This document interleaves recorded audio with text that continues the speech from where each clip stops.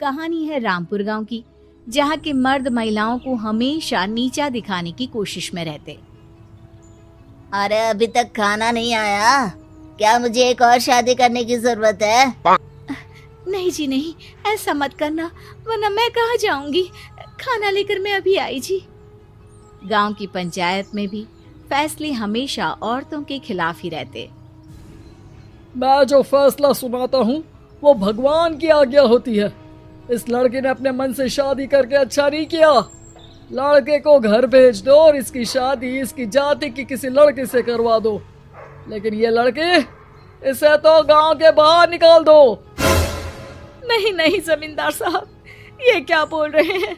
ऐसा नहीं हो सकता। मेरी बेटी मासूम है, इसे अच्छे बुरे की समझ नहीं है।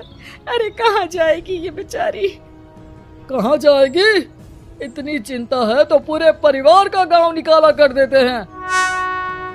बेचारे पूरे बसे बसाए परिवार को गांव छोड़ना पड़ता है। चाहे जो हो, अगर बेटियों को कंट्रोल नहीं कर सकते तो गांव में रहने का कोई मतलब नहीं है। यहाँ औरतों को दब कर रहना होगा। कोई भी अपने हिसाब से कुछ नहीं कर सकता, सब ईश्वर की मर्जी से ही होगा। तभी गांव का एक आदमी दौड़ा दौड़ा आता है। सरपंच साहब, जमींदार साहब, वो कालिया है ना, उसकी बेटी पढ़ने के लिए शहर जा रही है। अच्छा, ये कब हो गया? और कालिया की हिम्मत कैसे हो गई ऐसा करने की? लेकर आओ उसे और उसकी बेटी को। बस फिर क्या था, हाजिर हो जाते हैं कालिया और उसकी बेटी सरपंच के सामने। अरे कालिया, ये क्या सुनने में आ रहा है? बेटी को इंजीनियर बना रहा है तू? और ये बता, गांव में तो स्कूल नहीं है, फिर कहां से इतनी क्लास पास कर गई तेरी बेटी? राधा, जो कि कालिया की बेटी है, उसे लगता है कि सरपंच उसकी तारीफ कर रहे हैं। सरपंच जी, मैंने ऑनलाइन पढ़ाई की है, डिस्टेंस लर्निंग से। सभी में मैंने अच्छे नंबर पाए हैं, जिसे देखते हुए शहर की इंजीनियरिंग कॉलेज में मुझे स्कॉलरशिप मिली है। वाह जी वाह, क्या होती है ये? पहले तो ये बताओ, फिर आगे की बात करते हैं। पूरा गांव राधा की बात सुन रहा था और राधा बोलती जा रही थी। तो ऐसे मैं फ्री में एक अच्छी शिक्षा लेकर गांव में जो कुछ परेशानियां हैं, जैसे बिजली, पानी और इंटरनेट जैसी समस्याओं के लिए काम करूंगी। मैं गांव को शहर से जोड़ने के लिए पुल का निर्माण करवाने का प्रस्ताव रखूंगी। मुझे पूरी उम्मीद है कि जल्द ही हमारा गांव भी तरक्की की राह पर चल पड़ेगा। राधा की बात सुनकर सारे गांव वाले ताली बजाने लगते हैं। सरपंच को समझ नहीं आता कि वो क्या करे। चुप रह नादान लड़की, गांव के खिलाफ जाने के लिए तुझे गांव से बेदखल कर दिया जाएगा, वो भी पूरे परिवार के साथ। और हाँ, अगर ठीक से गांव में रहना चाहती है तो ये पढ़ाई लिखाई छोड़ दे। हम तेरे लिए गांव का कोई होनहार लड़का देखेंगे।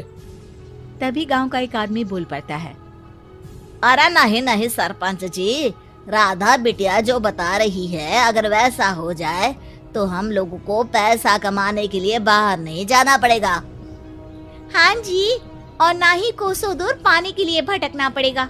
हमारे बच्चे भी अच्छी पढ़ाई कर सकेंगे और आगे बढ़ेंगे, ना कि हमारी तरह खेती करते बैठेंगे। क्यों गांव वालों, राधा बिटिया का साथ देना चाहिए ना। सरपंच देखता है कि गांव राधा के साथ है तो वो चुप हो जाता है। वो घर आकर अपने सलाहकार से बात करता है, जो बहुत ही चालाक किस्म का इंसान होता है।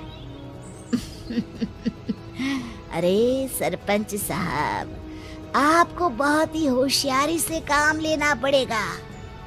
एक बार गांव तरक्की कर गया, यहाँ के बालक पढ़ लिए तो कोई ना पूछेगा आपको। और फिर ये जो बेटा और बेटी है ना आपके, इनको भी आम लोगों की तरह ही जीवन जीना होगा। हाँ, लेकिन करे तो क्या करे? वो ना आप मुझ पर छोड़ दीजिए, बस मैं जैसा बोलूं करते जाइए। अगले रोज सुबह जब गांव वाले सोकर उठते हैं तो राधा के घर के बाहर और साथ ही वो लोग जिन्होंने राधा का सपोर्ट किया था, उनके घर के आगे लाल रंग से कल आऊंगी लिखा होता है। कल आऊंगी, ये क्या होता है? अरे यह तो खून से लिखा है, लगता है कोई भूत प्रेत या चुड़ैल का साया है। चलो सरपंच जी के पास चलते हैं। सभी सरपंच के पास जाकर उसे सारी बात बताते हैं। अरे ये तो बड़ी मुश्किल की बात है। चलो मैं एक बाबा को जानता हूँ, उन्हें बुला लेता हूँ। सरपंच बाबा को लेकर गांव के घर के बाहर जाता है। ओहो, तो ये वो चुड़ैल है जो उन लोगों को निशाना बनाते हैं जो गांव को बदलने का सपना देखते हैं।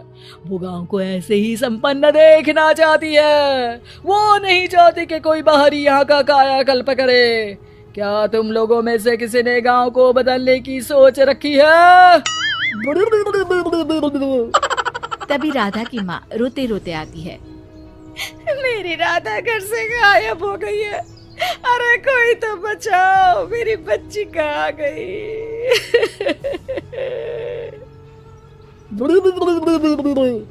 ले गई वो चुड़ैल, तेरी बच्ची को ले गई। अब वो उसे श्रापित करके छोड़ेगी, उस पर चुड़ैल का साया हो जाएगा। तभी बुरी सी हालत में राधा भी वहां आ जाती है। उसके बाल चुड़ैल की तरह फैले होते हैं और कपड़ों में खून लगा होता है।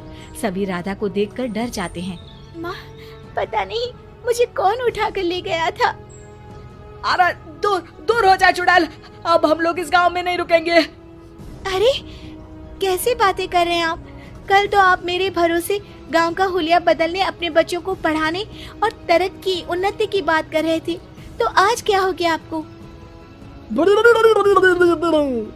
ये फिर तुम लोगों को बहकाएगी। ये चुड़ैल गांव में आ चुकी है, ऐसे ही ये तुम्हारे घर के बच्चों को भी ले जाएगी। गांव वाले राधा को गांव से बाहर निकाल देते हैं। उसके माँ बाप रोते रहते हैं, लेकिन गांव वाले नहीं मानते। मैं भी अपनी बहन के साथ गांव के बाहर रहूंगा, लेकिन वो पढ़ाई नहीं छोड़ेगी। वहीं सरपंच के घर पर सलाहकार कहता है। देखा, सांप भी मर गया और लाठी भी नहीं टूटी। लेकिन अगले ही दिन सरपंच के घर के बाहर भी वही शब्द लिखे होते हैं। और फिर सरपंच की बीवी कहती है, हमारी बेटी को किसी ने अगवा कर लिया है। तभी राधा का भाई वहां आ जाता है। अरे गांव वालों, मैंने सरपंच जी की बेटी को देखा था। वो चुड़ैल उसे उठाकर ले जा रही थी। अरे क्या मजाक कर रहे हो? नहीं नहीं सरपंच जी, आप नहीं जानते। वो चुड़ैल अब आपकी बेटी में आ जाएगी, जैसे राधा के अंदर आ गई थी। तभी सरपंच की बेटी वैसी ही हालत में वहां आती है जैसे राधा आई थी। पापा, पता नहीं कैसे मैं गायब हो गई थी। चुड़ैल, इसके अंदर भी चुड़ैल का साया है, मारो इसे। अरे नहीं नहीं, इसे भी राधा के पास गांव के बाहर ही भेज दो।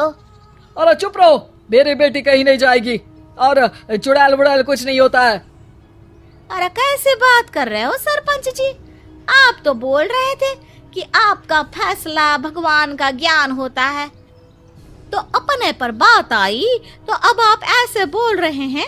अरे ना ना ना, आपको अपनी बेटी को त्यागना ही होगा। अरे बुलाओ बाबा को। राधा का भाई बाबा को ले आता है, जिसे अब गांव वालों के डर के कारण सच बोलना पड़ता है। मैं कोई बाबा नहीं हूँ, मैं तो मोची था। ये सलाहकार महोदय ने मुझे कहा था एक्टिंग करने को। अब वो मुझे पैसे देने वाले हैं। अब मुझे माफ कर दो। गलती हो गई, मुझे माफ कर दो। तभी वहां राधा आ जाती है। देखा सरपंच जी, जब गांव के बच्चे साक्षर होंगे तो आप जैसे लोगों की चालाकी नहीं चलेगी।